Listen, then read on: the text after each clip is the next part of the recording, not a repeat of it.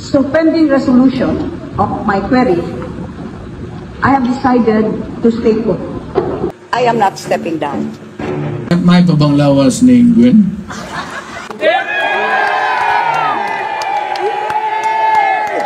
Isang makasaysayang pangyayari ang yumanig sa Cebu ngayong 2025, ang pagkatalo ng isang haligi ng politika sa Visayas na si incumbent Governor Gwendolyn Garcia na 5 beses nang nanalo bilang gobernador ay tinalo ng isang baguhan sa politika na pambato ng PDP laban, Pamela Pam Baricuatro. Isang tanong ang pumapasok sa isipan ng mga supporters ni Gwen Garcia. Paano nangyari ito? Well, sa video na ito isa-isahin natin ang mga dahilan kung bakit natalo si Garcia ng isang baguhan sa politika. The power of the people, the IJOD, is stronger than those people in power. Mayo 13, 2025, formal nang naiproklama si Pamela Pam Baricuatro bilang bagong gobernador ng Cebu. Siya'y nakakuha ng humigit kumulang 1.08 milyong boto. Samantalang si Garcia ay nagtapos lamang sa 744,000. Isang napakalaking agwat para sa isang incumbent. Pero paano tinalo ng isang political newcomer ang isang institusyon? I'm officially the governor.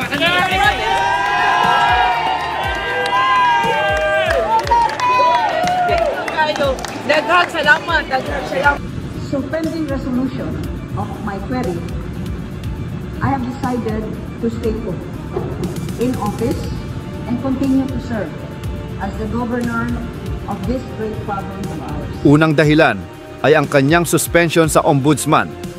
Pinatawan ng preventive suspension ng Office of the Ombudsman si Cebu Governor Gwen Garcia. Noong Abril 2025, isang buwan bago ang halalan, pinatawan ng ombudsman ng 6 na buwang suspensyon si Governor Gwen Garcia. Ang dahilan, ang umano'y iligal na pag-issue ng construction permit sa isang kumpanya kahit walang clearance mula sa Department of Environment and Natural Resources. Bagamat nanindigan si Garcia at tinutulan ang suspension, maraming botante ang nayanig. Political landscape today is the preventive suspension order that was issued against me by Ombudsman Sammy Martirez. Kapag may ganyang issue, kahit hindi pa napatunayan sa korte, malaking epekto yan sa imahe ng isang kandidato. Malaking epekto rin ang kanyang pag-alis sa PDP laban. Noong 2024, nag-resign si Garcia mula sa PDP laban matapos siyang ireklamo ng Cebu City Mayor Mike Rama sa Office of the President. Ang reklamo, ang umano'y pagharang niya sa Cebu Bus Rapid Transit Project. Ang pag-alis niya sa partido ay lumikha ng lalong pagkakawatak-watak sa mga kaalyado niya. Nawalan siya ng solidong makinarya habang si Pam ay unti-unting lumalakas sa suporta ng grassroots at ng partido. And to think, kani lain ning municipality ha, as far as Alcoy, Santander, na talaga South diri tanan karon nag-merge diri sa Karkar. Ngunit ang pinakamatinding dagok sa kampanya ni Gwen Garcia, walang iba kundi ang hayagang pag-endorso ni dating Pangulong Rodrigo Duterte kay Pam Baricuatro. Pam Baricuatro, Governor, muna mo fight yun ka. Sige ma'am, good luck. Ayon sa insider reports, si Duterte mismo ang humiling sa mga loyalistang Cebuano. Suportahan ang bagong mukha, hindi ang dati ng may kaso at isyu. Ang Cebu ay matagal nang tinaguriang solid Duterte territory. Kapag sinabi ni Digong na ito ang kandidato niya, sinusunod ng masa.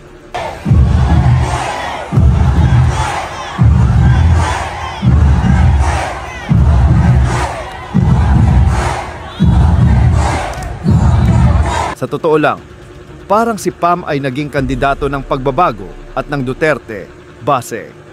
Isang rare na kombinasyon. At imbes na mag-neutral o sumuporta kay Duterte, pinili ni Gwen Garcia na i-endorso ang mga kaalyado ni Pangulong Bongbong Marcos. This governor, kini nga dumanhuganon, 100% nagsuporta sa atong minahal nga presidente, President Bongbong Marcos Jr. Para sa maraming Cebuano na tapat kay Duterte, isa itong malaking pagkakamali. Marami ang nagsabi, bakit niya kinontra si Digong kung alam niyang ito pa rin ang may hawak ng puso ng Cebu? Mahigit 2 dekada nang nasa Kapitolyo ang apelyidong Garcia. Ang ama ni Gwen ay dating gobernador din. Ang kanyang mga kapatid ay nasa iba't ibang pwesto sa gobyerno. Pero ngayong 2025, tila napagod na ang taumbayan. Sa mga panayam, maraming botante ang nagsabing panahon na para sa bagong mukha, bagong pananaw. Habang abala si Gwen sa pagsagot sa mga isyu, Political landscape today is the preventive suspension order that was issued against me by Ombudsman Sammy Martirez. tahimik ngunit epektibo ang kampanya ni Pam Baricuatro. Fundraising is not the only symbol of being endorsed. It's the fact na ni Anhi si Inday Sara, karkar kalayuan ni Ani gyud ko niya, ug ani niya ang katawhan. So that alone is endorsement enough. Bilang dating flight purser at humanitarian, naging epektibo ang kanyang imahe bilang isang outsider na walang bahid ng tradisyonal na politika. Ang mensahe niya ay malinaw, bagong liderato para sa Cebu, at ito ay tinanggap ng masa, lalo na ng kabataang botante. Ang ilahag yung gikinahanglan sa probinsya karon ka ng healthcare, access to healthcare, maugid akong problema. Kaya as I've said in the past, ang mga hospitals, way klarong tambal, ang galigapas, way alcohol, way syringes. Sa huli, hindi lang isang dahilan ang nagtulak sa pagkatalo ni Gwen Garcia, kundi isang pagsasama-sama ng mga isyu, ang kanyang suspension, pagkala sa partido, voter fatigue, at political miscalculation sa pag-endorso ng BBM camp.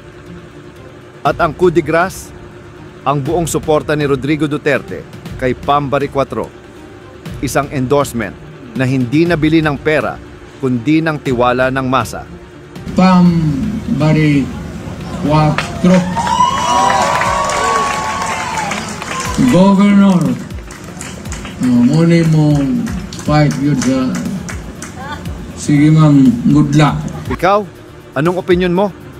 Komento mo sa baba at huwag kalimutang mag-subscribe para sa mas malalalim pang political analysis mula sa kasaysayan at kasalukuyan. This governor, kini nga dumanhuganon, 100% nagsuporta sa atong minahal nga presidente, President Bongbong Marcos Jr. May pabang lawas ni Gwen? Mari, dili bugal-bugal. Pero ba na ako, niniwang na siya maayo? Kumusta? Tingnan niya siya makita niya, nangumusta ko niya ha?